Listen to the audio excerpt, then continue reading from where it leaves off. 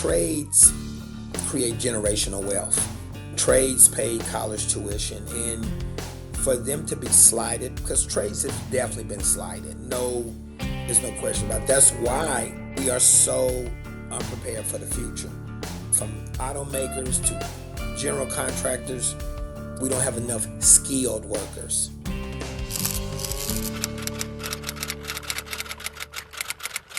Welcome to the OpEdge, the Gazette's opinion podcast, where we bring you cutting-edge perspectives from Colorado's top newsmakers, columnists, and more. I'm Jimmy Sengenberger, investigative columnist and your host for today's program. As a young man, Cedric Pride couldn't read a tape measure, but he went on to spend 33 years in the trades. Now he's CEO of the Pride Initiative, a workforce training nonprofit based in Denver. Cedric Pride, welcome to the OpEdge. Jimmy, thanks for having me. I'm really excited to be here.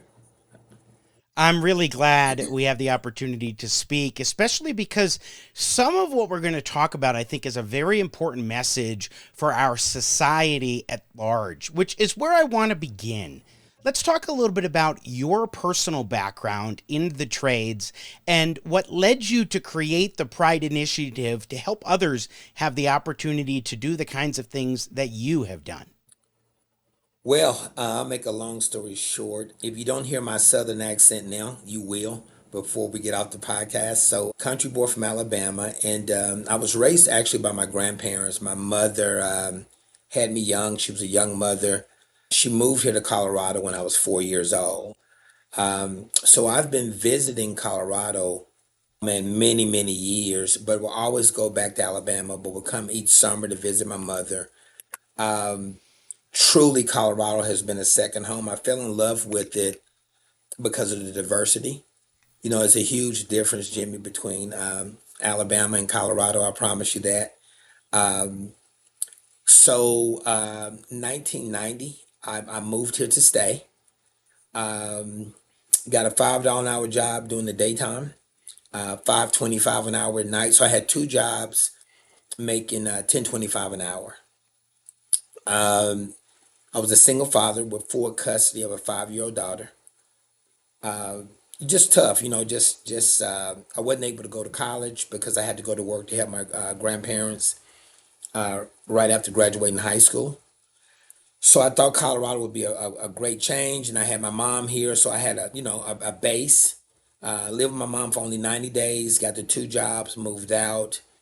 February the 6th, 1992, I walked into a sheet metal manufacturing company.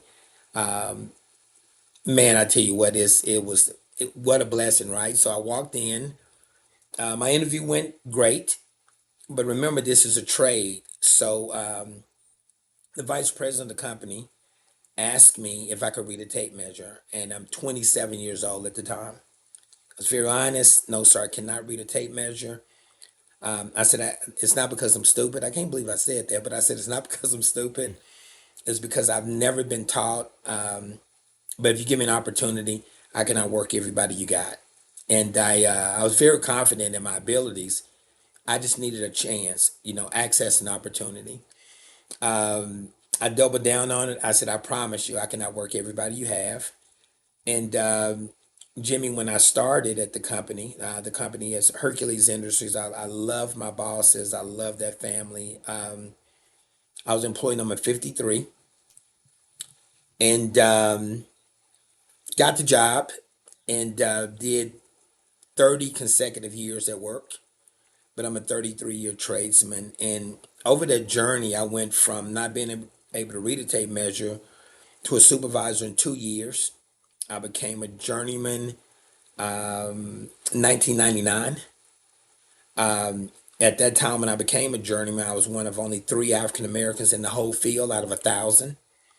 And then went on to become the first African American union delegate in Colorado history, to be a part of representing the entire union, working with everything from health and welfare packages, 401ks, dental plans, making sure we had, the right representation from political leaders. And I'm the oldest brother of 3. So I'm a 33-year tradesman. Well, I figured it out. So I went and got the middle brother. My middle brother's 31, and then the baby brother is 26. So I mean, what the journey, right? And it turned into ministry for me. I just love introducing trades to underserved communities. People thinking that, and I'm a pro college guy, right? So I have 5 children. I've paid college tuition 4 times, so I'm definitely pro college. But it's not true. That's what I want people to know. It's not true that if you don't go to college, you'll be a failure. It's just not true. And I ended up partnering with many organizations over 30 years: DPS, Cherry Creek Schools, Big Brothers Big Sisters. And the next thing you know, I had brought in over 200 young adults between the ages of 18 to 28 into trades, but just as Cedric, not as a nonprofit organization. Mayor Hancock found out what I was doing. I got appointed to the Workforce Development Board for the city of Denver. And then I was an alternate on the Bell Commission, which is Business and Experimental Learning for Mayor Hickenloomer. So I'm literally the poster child for trades, a guy who can read a tape measure that went all the way to the top. Yeah, That's let the me story. jump in for a moment. You clearly are, from both your experience of the Pride Initiative, but from your own career background Hmm. that you're talking about, you clearly have a passion for the Oh trades. man, yeah, For so long, we've had this, and you alluded to it. This you got to go to college to be successful. yeah, We haven't talked enough about the trades. Why is it such an important thing for you personally, as well as professionally, to sort of evangelize about the trades? Why are yeah, they so important, especially in this day and yeah. age? We're actually right now. I just heard a report a couple of weeks ago, Jimmy, that said we're almost at a national security crisis because all of the baby boomers are retiring. I got a chance to retire very young at 57 years old, which is really young to retire. And trades was just looked at as like a second tier job. That's my personal opinion, but I'm pretty sure I'm right about that. And it's just not true. You would never hear of AI taking a tradesman's job at all. And then some of the cool benefits of being a tradesman is that so many of us open up our own companies, right? So if you're an electrical worker, I can assure you that you got a neighbor that need a ceiling fan or a hot tub plugged in, right? Or if you are HVAC guy, I'm an HVAC guy. There's a swamp cooler or AC unit that needs to be fixed. So my brother and I, we worked on both sides. We've done some stuff privately as business owners, as well as doing that career. So one, I just don't think people understand one, just the financial gain it is to be a tradesman. As you know, Jimmy, we don't have any student loan debt. I've had one interview in 30 years, which is pretty cool. And it's on the job. So you start making money from day one. From day one that you walk in, if you're on the union sides of it, you have pension and 401ks. If you're not, it's just great, man, to not have to deal with this. I got friends 50 years old still paying back student loans. My other thing is if I use, let's just use 80,000 as a base wage, I know 10 times more people to make over 80 in a trade than I know with a college degree. So it's a lot of benefits to it. You're never out of work. It don't matter what city you go to. You need heat, you need air, you need electrical, you need plumbing, you need glazers, you need heavy equipment operators. So, man, it's just been incredible for me.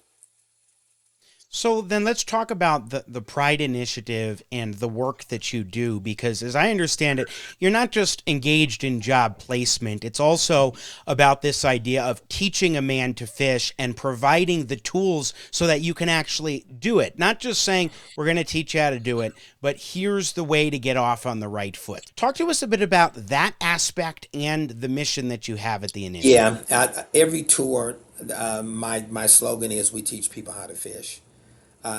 Yes, we give away resources, but we want you in class. And then the big one, Jimmy, about the Pride Initiative is that we've now added behavioral health. I'm going to answer your question, but I want to digress a little bit. So we had trained 528 people that came from underserved communities. A lot of times when you come from underserved communities, you just have some hidden pains, things that you might, need to work on internally, right? So I trained 528 people, and Jimmy, for sure, 30% of the people that I trained could not hold a job for reasons outside of the job training. Maybe it was an anger issue, maybe it was a substance issue, just whatever that issue was. We stopped training for 4 months. We built out an entire behavioral health program to heal people on the inside so they can perform better on the outside. It's been huge that we started that. We provide free clothing, free tools. We have some great food sponsors. We feed everybody every single day. We went on to become, just a household name in the trades. And what I like about what we do is that not only am I a tradesman, we don't let anybody instruct classes who hadn't did hands-on in the field that they're teaching. It's just a big deal to show people how to make it instead of just rolling out everything without the training behind it. So I've lost count, but as of 3 weeks ago, we've trained 1,013 people in basically 2 years. Wow. And so excited. We got 64 people here right now in class right now as we speak. And we've gotten about 65 jobs in 3 weeks. We've gotten 65 people employed. Cedric Pride, when you look at the work of the Pride Initiative in terms of job placement, in terms of teaching a man to fish by being there to provide services that help to address those other behavioral issues that you're talking about, in addition to the job lessons, the training on how to do the jobs in particular trades. When you kind of encapsulate all of that together, it seems like it really gets to addressing what our columnist at the Denver Gazette, Michael Hancock, says: unresolved barriers within them. Talk Yes. to us a little bit about that, breaking down those barriers at the same time as providing instruction on how to do these jobs and how they really work synergistically. Yeah. Great question. Jimmy, I think I've only missed one class. We register on Friday, and I always tell my story. I tell the story how I personally suffer from detachment. Didn't get counseling for it until I was 44 years old. Huge mistake. Um, I used the excuse that I was so high functioning, but that wasn't didn't mean that I wasn't dysfunctional on the inside. And I think because of my transparency, being the CEO, it really helps people to, this is a judgment-free zone. You in a safe zone. Everything is confidential, and don't leave here with a problem that's on the inside that we can help you with our behavioral health teams. I think what really sets that is when I go out first and I tell my own story. Hey, I tell people that I'm from lack, need, and not enough. That's where I'm from. Lack, need, and not enough. But what I did, Jimmy, I turned my pain into a purpose. I try to encourage them in that. Turn your pain into a purpose. Don't let the past experiences put a period in your life going forward. And I'm going to talk to every single class at least 2 to 3 times a week. So what people need is they need support, guidance, and when you add that behavioral health piece with a little encouragement, it's been just incredible, incredible. We've just done great. I get emotional about it. We've really been able to help a lot of people for better, just reset. Back up and let's find the root cause of whatever that is on the inside that's keeping you from going forward. And it's just been huge in helping people sustain and keep their jobs.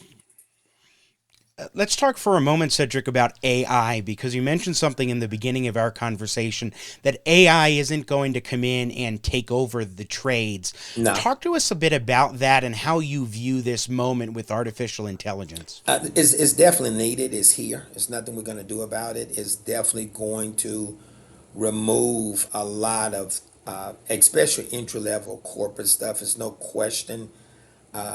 I mean, you know now, Jimmy, you can pick up the phone and pay a bill, book a car. I mean, it's really, and AI is scaling so fast. In 1 year, it's scaling at a rapid pace. But trades is a hands-on job. Our grandparents got it right. Our grandfathers used to always say, "Get a trade," right? And they would always say it's because you can fall back on it. And it's true. A robot cannot go behind the walls and install a heating and air conditioning system from the basement to the 40th floor of a hotel. That's going to be us to do that. And so the job market, I just heard a interview from a Ford executive. Jimmy, they have 7,000 jobs for diesel mechanics with the base, with the tools, pay $120,000 a year and cannot get diesel mechanics. And this is just for one car manufacturer. Think about when you do them all. And so there are just tons of six-figure jobs, great health and welfare packages, pensions, 401ks. And to be honest with you, Jimmy, I just think most people just don't know what trades have to offer. So the big part of the Pride Initiative is not only training people hands-on as we do, but more so the educational piece of trades. What is a tradesman? We're specialists. We're not a generalist. We don't do multiple things. You're an HVAC guy, you do heat and air conditioning, ventilation. If you're an electrician, you're an electrical worker. To where in more of a construction deal, you can do a lot of things. You can be on the backhoe today. You can be you know paving a street tomorrow. But we specialize, like a brain surgeon, if you will. And man, we get really compensated for that. Yeah, when you talk about specialization, although of course, if you go out into the business world and start your own plumbing Oh business yeah, or HVAC company, then you are adding in something else. You're also running the business in addition to the trade. But right. in terms of the singular nature of you have your trade, you're focused on that, you become an expert in your field. What does that mean in terms of the long term? And, a lot of times people say, I do the same thing over and over again. I lose my passion for it. But I don't think that's what often happens for a lot of tradesmen that No, find different challenges at a different house that you go to or different business right. that you're servicing. The challenge is going to be different day to day. Well said. It's that every job is a different job. You also got the choice. I've known people to be journeymen in multiple trades, but Jimmy, that's the big thing is what you said. There's never the same scenario. And then some people just love working with their hands. So for that, and let me also say this: sometimes ladies think that when you hear trades, you think just hard hats and work boots and that blue collar stuff. Yes, that's what we do, right? But in the trades, you can be a drafter, you can be an estimator. There are incredible jobs in the trades to where you would never leave the comfort of your office. In fact, my youngest daughter is in college right now up at CSU to be a structural engineer. But we're going to make sure that that emphasis is over here on the trade side. So Jimmy, I just we have more flexibility. No matter what state I go to, I promise you they need a journeyman HVAC guy. You know what I mean? I don't care what state you go to, they need electricians. And no matter what city you go to, you can open up a business, and you can have a job and moonlight as a job owner. So I think we have more bandwidth as far as choices when we're tradesmen because we just have so many opportunity where, like I said, if it's a individual business, or just you just want to stay at the company that you're with. So, man, I love it. Let's talk about what this can mean for an individual who maybe had been down on their luck. They had a rough upbringing. They've had addiction Yeah. challenges or other behavioral issues. What difference does it make in their lives when they find a trade, they're successful at it, and they found something that they can stick with? That it's maybe they've had a challenge with finding something that they can do as a job Yeah. and that they're good at, excel at, that they can stick with, and so they lose that motivation, they lose that drive. In terms of their day-to-day life of raising a family, of being able to provide for their family, especially in a dog-eat-dog kind of economy like we have now, Uh-huh. talk a little bit about that aspect of it. Jimmy, great question. Thank you for that question. So the first thing I want people to know, trades are, let's use the term, they're felony friendly. Trades don't hold your past against you. You can have a very checkered background, and trades would definitely give you that opportunity to get that thing turned around. I'm really happy about that. 85% of the people that I'm training right now is on some form of social services. 80, 75, 80% of everyone that comes in is just as impacted from past mistakes, right? And when they come in, we're able to give them hope. We're able to get them as a successful taxpayer. We're providing the behavioral health to get them into not slipping back into some of those mistakes. And the great thing about a tradesman is the pride in your work. So let me give you an example. The Whenever I go to the aquarium, all of the air in the aquarium, I personally made all of the pipe. It's the coolest thing ever. Wow. The first time I Wow. visit the aquarium, to know that that literally came off of my machine, I made it. It's so cool. Um, for 9 years, every Walmart that was built after 2000, just about every single Walmart after 2000, all of the pipe in those, I personally made it. So for me to go to the aquarium, I've been multiple times, look up in the air and note that literally I made it. It came from me to get installed.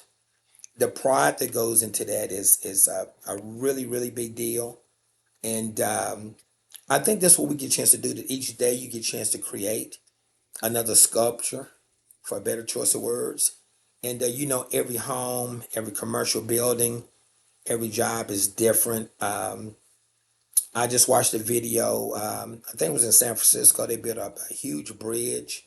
It was all by ex felons that had Wow. got forgiven into trades. And Jimmy, to go back and look at some of the things that we've created, and you go back to these places and visit and know that you made it. And I'm here as a guy with still to this day, the only thing I have accredited besides my trade is my high school diploma. But that's all God needed was a high school diploma. We take a lot of pride in our work. It's just really cool to step back away from a building and look at something that you had a little part of. And 30 years from now, your work could be there. Even if you're here, if you gone to heaven, your work will still be here. So I think it's a lot of pride in what we do. Is that part of why it's called the Pride Initiative? It's not just some self-serving, this is my last name, so I'm naming it No, after me, but because when you start doing your trades work, you will take pride in that? actually, a little bit, but my dad gave me a pretty cool last name, and my job is to. I'm gonna be the CEO for at least 2 more years, and then the kids is gonna come in, and I went with our last name because I want the kids to take this thing and just to keep it going, and that wasn't the Have plan at their own all. pride in it. Yeah, yeah. So they're very proud of what their dad is doing. I'm very proud of it, and my goal is that within the next 2 years to just be advising them. But right now, just to get everything built out and all the relationships. But if it's one thing that tradesmen will attest to, Jimmy, I got friends who worked at the Anschutz Hospital for 6 years. And when we're sitting around talking, it's pretty cool to drive past that hospital and know that you literally put in that electrical, or you literally put in that air. You take, Exactly. hey, I built that. You know what I mean? So I think that's one thing that's a little different about tradesmen from the normal 9 to 5. We leave our mark or our handprint, if you will. So yeah, we're very proud of that. There is in Michael Hancock's piece for the Denver Gazette in May, he calls this a civil rights solution that America forgot, writing that the old civil rights movement sought to remove barriers so that Americans who had been locked out could fully enter into the life of the country, its schools, jobs, neighborhoods, businesses, institutions, and promises. It demanded equal access to the American project. And he looks at this kind of work that you're doing Mhm. with the Pride Initiative as part of that classic civil rights initiative or solution. Do you view it that way? Do you think that this is a core component to advantaging peoples in a civil rights aspect? Absolutely. And man, what a take he did on that article. I actually called him and Yes. thanked him from that. He took it so much deeper, and that article moved me. I agree 400%. He was just a lot more eloquent with his words than I am, but no question about it. I mean, trades create generational wealth. Trades pay college tuition, and for them to be slighted, because trades has definitely been slighted. No, there's no question about it. That's why we are so unprepared for the future.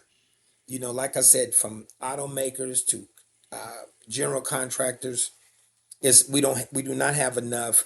And the term, Jimmy, is we have enough workers, but we don't have enough skilled workers.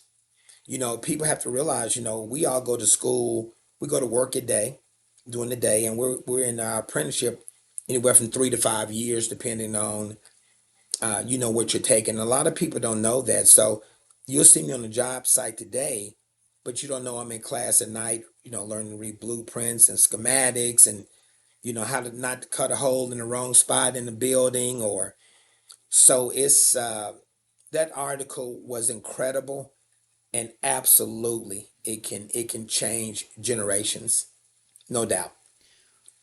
Just a couple minutes left with you, Cedric Pride, but I do want to ask you, in terms of our broader society, we do Mhm. see more conversation about the trades. We see more conversations about alternatives to going to college and racking up that student debt and so forth. How do you view this moment in our society with AI, with college, with trade, all of these questions and discussions going on at this very moment, looking to the future for Colorado and for the United States?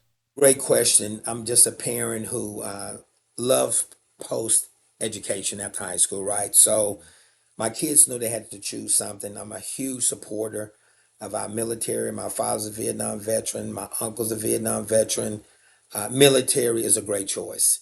Okay, just that's one, right? Graduating high school, going to college, great choice. I just want people to know that trade should definitely be added to that decision portfolio, and it is not a bad decision at all. In fact, it's a very good chance you're going to be at 6 figures a year. Very good chance you're going to have an incredible pension. I happen to be blessed to have a pension and a 401k, which is unheard of today. And we're pretty doggone safe as far as what the jobs that AI is going to take from us. In fact, tradesmen, we don't have any concerns about that at all. And you're right, Yeah. Jimmy. Trades is one of the hottest subjects right now in the country. No matter what administration comes in, everybody is in support of trades. Everybody knows that we are way under the level of what we need for men and women to be in trades. And I'm just proud to do my part of helping people first know the opportunities, to educate them, and then also be a training arm that can help get people in the right direction to go in whatever trade they so Yeah. Help decide to them go with into. generating access, opportunity, and capability, Absolutely. without a doubt. Cedric, now let's talk as we wrap up about the Pride Initiative. What kinds of people do you serve? How are they able to enroll? Just talk a little bit about the program itself, especially if there's anybody who's watching or listening right now who may know someone who could benefit from the trades. Jimmy, we're actually based right now in Denver, but we are looking right and working with the city now to get in Aurora. We've got a lot of great friends in Aurora trying to help us to get there, and it's very easy. You can go to our website, the Pride Initiative.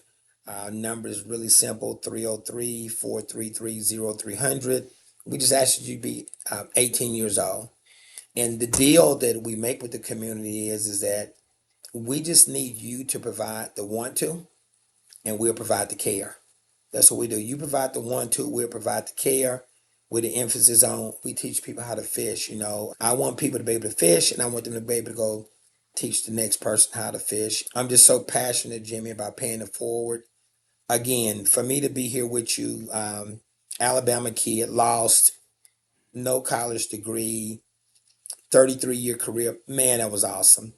But then to bring my brothers right behind me, 31 years, 26 years, happily married, nice homes, nice cars, and now to be able to bring all these resources to the community it blesses me to be able to do it, and I'm extremely passionate about it.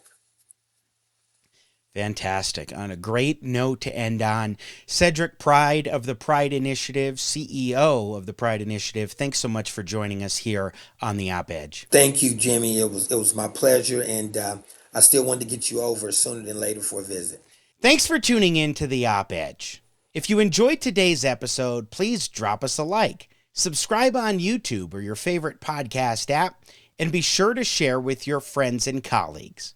For the Gazette, I'm Jimmy Sengenberger.